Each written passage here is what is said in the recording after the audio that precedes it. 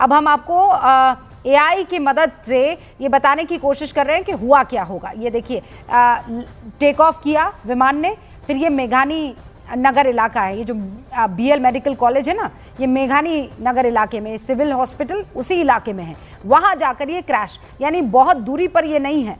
In fact हमें ये पता लगाना चाहिए कि कितना डिस्टेंस ये होगा, लेकिन और इससे आप समझ लीजिए पायलट के पास इतना टाइम भी नहीं था कि वो यू टर्न ले ले, पायलट के पास इतना टाइम भी नहीं था कि वो कोई ऐसा इलाका ढूंढे जहां पर, क्योंकि उसके बस में कुछ भी नहीं था। जितना अभी यहाँ सिविल एविएशन एक्सपर्ट से पता चल पाया है वो इतना 3 किलोमीटर, देखिए जिसकी सूचना हम मांग रहे थे वो सामने आ गया, 3 किलोमीटर ही ये विमान हवा में रहा और उसके बाद ये मेघानी नगर में जाकर क्रैश कर गया। 3 kilometre he, that's about it air commodore. That is very little distance, बहुत ही कम दूरी है। देखिए, और ये जो कुछ भी हुआ सर, ये उसी दरमियान हुआ, मतलब जब आप टेक ऑफ करने से पहले तो सब चेक करते हैं। बिल्कुल, देखिए सारा जितने भी प्री टेक ऑफ चेक्स हैं वो पूरे किए जाते हैं। हाँ। उसके बाद हवाई जहाज, जैसे कैप्टन भटनागर ने भी बताया, जब तक पायलट्स कन्विंस नहीं होते, और कैप्टन शेख ने भी बोला वो कि हवाई जहाज बिल्कुल सर्विसेबल है, सारे parameters with in absolutely normal है, तब तक हवाई जहाज टेक ऑफ नहीं करता है, उसकी क्लियरेंस वगैरह नहीं देते। सर, मतलब 3 किलोमीटर कितना हुआ अगर आपकी भाषा में समझना? मैंने बोला ना क्रिटिकल, देखिए रूबिका जी, मैं बोल रहा था कि क्रिटिकल स्टेज ऑफ फ्लाइट इसीलिए टेक ऑफ एंड लैंडिंग होता है, बिकॉज आपके पास समय नहीं है, आप जमीन के बहुत पास हैं, समय कहाँ है आपके पास? अगर उसी टाइम पे ये सब हो जाए तो फिर then there is very little time to react. No, then I have one more question. हो सकता है कि आप ये कहें कि ये सवाल जायज नहीं है, पर सवाल है और इसीलिए जायज हो जाता है। कैप्टन सौरभ भटनागर, मैं आपसे भी जवाब चाहती हूं, और अगर कैप्टन शेख हमारे साथ वो हैं तो आपसे भी, और एयर कोमोडोर आपसे भी। कैप्टन सौरभ भटनागर, आपने इंजन चेक किया, आपने बाकी सारे जो आपके चेकलिस्ट होती है उसमें सारी चीजों को चेक किया, और उसके बाद आपने टेक ऑफ किया, ठीक है, और टेक ऑफ करने के फौरन बाद कोई खामी आ गई एंड इट क्रैशेस 3 किलोमीटर के अंदर अंदर। ये भी संभव तो है, इसीलिए ये काम हुआ है, लेकिन ये कैसे हो गया कि आपने सब चेक किया और जैसे ही टेक ऑफ किया फेल हो गया सब? देखिए, आप अपनी लैंग्वेज में इसको पूछ रही हैं और हम अपनी पायलट लैंग्वेज में और एविएशन लैंग्वेज में 3 किलोमीटर कितना है? 1.6 नॉटिकल माइल्स भी नहीं है। टेक ऑफ के बाद अगर आखिरकार क्या है? आखिरकार है तो मशीन ही ना, और मशीन अगर फेल हो जाएगी तो उसके पास अगर कोई पायलट के पास उसके पास तरीका नहीं बचेगा कंट्रोल करने का, तो naturally it's under the gravitational force, तो नीचे नहीं है। क्या कभी ऐसा हुआ है कि मैंने जितना सुना है कि एक इंजन फेल होता है तो दूसरा जो है काम करने लगा? ये बहुत अनयूजुअल है कि दोनों एक साथ फेल हो जाए।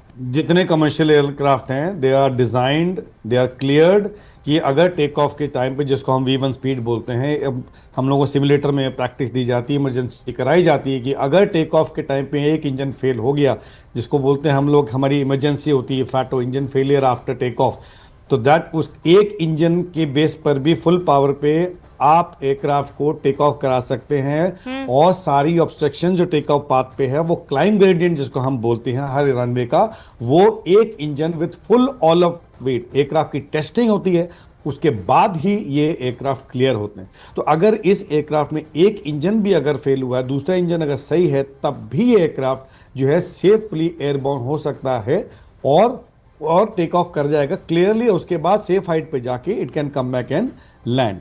बट 2 कारण हैं, या तो इसमें पावर ही नहीं है, दूसरी एक चीज होती है जो हमारे अगेन सर्कस में कही जा रही है, वो है स्टॉलिंग।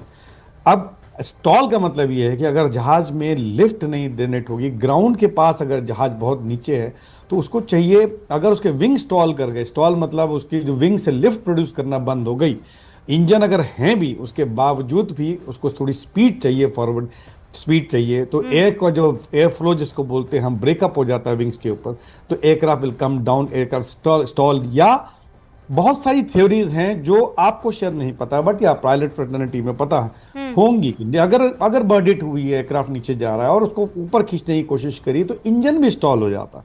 इंजन में अगर हवा का एंट्रेंस अगर उसका ब्रेक हो गई, उसके इंजन के जो विंग्स हैं, जो उसकी टरबाइन के जो उसकी ब्लेड्स हैं, वो भी एक एरोडायनेमिक शेप में है, अगर वहां अगर एयर ब्रेक हो गई तो there will be called a compressor stall, जो हवा को कंप्रेस करके कंबेशन चैम्बर में भेजता है एंड जिससे थ्रस्ट प्रोड्यूस होता है। तो ये थ्योरीज काफी सारी है, हम लोग अपना अनुमान लगा सकते हैं कि क्या हुआ होगा। तो इस समय बड़ा कहना मुश्किल है कि क्या हुआ है, जब तक कि पूरी की पूरी उसका डेटा रिकॉर्डर, जो फ्लाइट डेटा रिकॉर्डर है, वो जब तक ये एनालाइज नहीं होगा, ब्लैक बॉक्स एनालाइज नहीं होगा, उसके सारे पैरामीटर्स एनालाइज नहीं होंगे कि क्या एग्जैक्टली उस समय हुआ, उस मोमेंट पे जब एयरक्राफ्ट टेक ऑफ सही किया, उसके बाद वो धीमे धीमे नीचे जैसे नीचे आ रहा था, आप अगर उसकी फुटेज ध्यान से देखेंगे तो उसकी नोज जो है वो ऊपर जानी शुरू हो रही थी।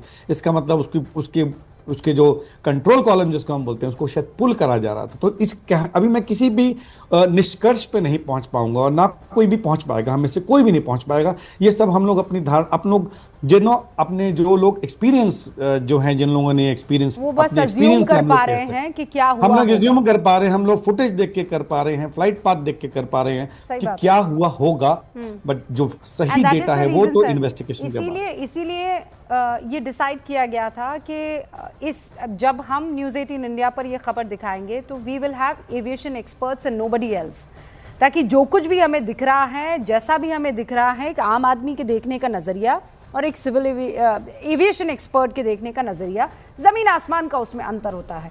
लेकिन एयर कॉमोडोर काले, ये जो आपने अभी एनिमेशन देखा जिसमें उन्होंने कहा 1.6 nautical 3 kilometres, 3 kilometres, that is 1.6, और उसमें ये डबल इंजन एक साथ, और वो भी बोइंग के फेल हो जाते हैं, तो सवाल तो उठेंगे सर। हाँ, डेफिनेटली, इसमें कोई डाउट नहीं है कि अब इस एक्सीडेंट के बाद बहुत सारे सवाल हैं, जैसे कि पॉसिबिलिटीज़ जो हैं वो काफ़ी सारी हैं। अब सब एक्सपर्ट्स पॉसिबिलिटीज़ दे ही रहे हैं। कंप्रेसर स्टॉल पॉसिबिलिटी है, बर्डेड पॉसिबिलिटी है, loss of high lift services possibility है, तो कई पॉसिबिलिटीज़ हैं। Possibilities are endless depending upon the situation, but कुछ एविडेंसेस हैं, there is a video available, then physical evidence जो है क्रैश के बाद वो इकट्ठा किया जाएगा। मैंने बोला फॉरेंसिक जांच होगी इसकी प्रॉपरली, एंड बोइंग के पास बहुत डेटा होगा, बिकॉज बोइंग ने जब टेस्टिंग करी होगी इस हवाई जहाज़ की तो बहुत सारे पैरामीटर्स पे टेस्ट किया होगा, बहुत सारी सिमुलेशन करी होगी, वो सारा डेटा अवेलेबल होगा, and Boeing is available to help in such cases. तो मुझे नहीं लगता कि ये बहुत बड़ा सीक्रेट कुछ रह पाएगा। इन्वेस्टिगेशन कंप्लीट होने दीजिए, we will get a complete picture. इसमें अच्छा, एक इन्वेस्टिगेशन को टाइम कितना लगता है सर? कॉम्प्लेक्स इन्वेस्टिगेशन है ये, देखिए it is not a simple investigation, because commercial aircraft में सिस्टम्स बहुत सारे होते हैं, एंड जैसे मैंने बोला पॉसिबिलिटीज़, आप सारी पॉसिबिलिटीज़ लिस्ट कर लीजिए, उसके बाद आप एक एक करके सारी पॉसिबिलिटीज़ को कैंसिल करते रहिए डिपेंडिंग अपॉन जो आपका एविडेंस पॉइंट करता है, और फाइनली जो जिस पे एविडेंस फिट बैठता है वही थ्योरी जो है वो पॉसिबिलिटी है। अब एक बार फिर से हम आपको चश्मदीदों के बयान सुनाना चाहते हैं, और जो परिवार वाले हैं उनके बयान अब आने लगे हैं। एक ऐसे ही शख्स है, वैसे आपको बता दूं कि उदयपुर के 2 भाई बहनों की तस्वीरें सामने आ गई है, उनकी मौत की खबर आ रही है। जो 2 पहली पुष्टि आई है हमारे पास, बताया जा रहा है दोनों भाई बहन हैं, राजस्थान के उदयपुर से ताल्लुक रखते हैं। एक का नाम शुभ है, भाई का नाम शुभ है, और बहन का नाम शगुन है। वो दोनों लंदन घूमने के लिए गए थे और इस विमान में सवार थे। उन दोनों की मौत की पुष्टि हो चुकी है। हमें परिवार वालों की तरफ से भी सूचना मिली है, और हमें कुछ और जो हमारे सोर्सेज है उनसे भी ये जानकारी मिली है। इस वक्त की ये बड़ी खबर है, और ये देखिए विमान क्रैश के कुछ आखिरी 17 सेकंड इस वक्त आप स्क्रीन पर देख रहे हैं।